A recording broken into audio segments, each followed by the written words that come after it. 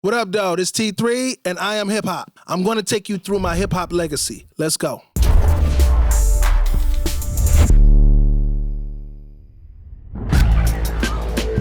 One of my earliest moments in hip-hop was growing up in Detroit in a small community called Coney Gardens. Coney Gardens is an urban community, it's ghetto. You got a couple of hustlers here, your regular people there, you got your working people, a lot of people work at factories in the plant. I grew up, I didn't have much, but I had enough, and we always had love. I really didn't like my surroundings much, so I just homed in my craft, and my craft was the music. So once I found out that there was people in my neighborhood inspired to do the same thing that I wanted to do, that's what I gravitated to, and that's all I did. It was just music, music, music, and I'm happy I did that, or I wouldn't be here today.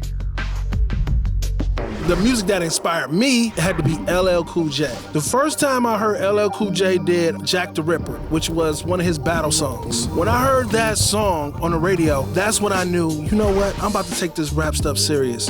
I'm about to try to write my own raps. I'm gonna try to be an artist. I used to spend hours just practicing by myself and just writing until I got good enough to do it in front of people.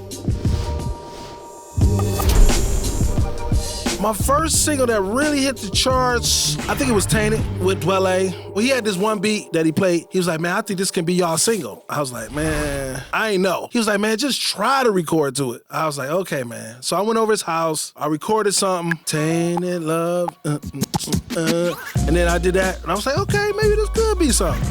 That was our first record that really hit the charts. The first impactful sold-out show that we had was in LA, House of Blues, packed. You had people in the audience like Khalees and Queen Latifah and just people that you don't even expect even come to your show. And that was a nervous night. The first time I met one of my musical idols was in a recording of Slum Village Volume 2.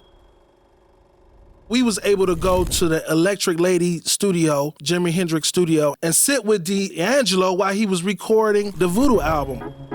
He was just telling us how our album inspired him and Questlove to do what they did on his album. So that's one of the times I met one of my biggest idols, which is D'Angelo.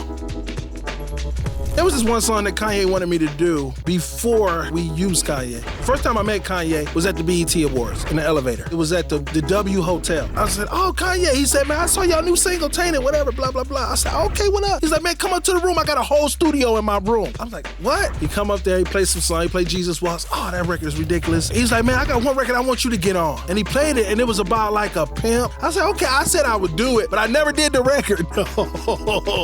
And I kind of thought about that later. Fast forward years later, when we did use Kanye, we had to pay. And he was like, man, I remember T3, he dissed me and didn't want to do that record. I was like, I did diss you. I just didn't want to do that record. That's one of the records I kind of regret that I didn't do. Yeah.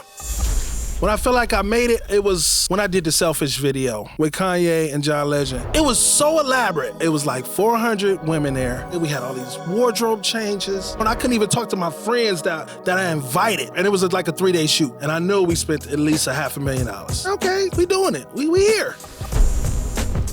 What makes you a hip-hop legend is, number one, do something that nobody else done, sound-wise. Number two, be consistent with it, which is kind of the hardest thing. Now, if you can do both of those, then you a legend.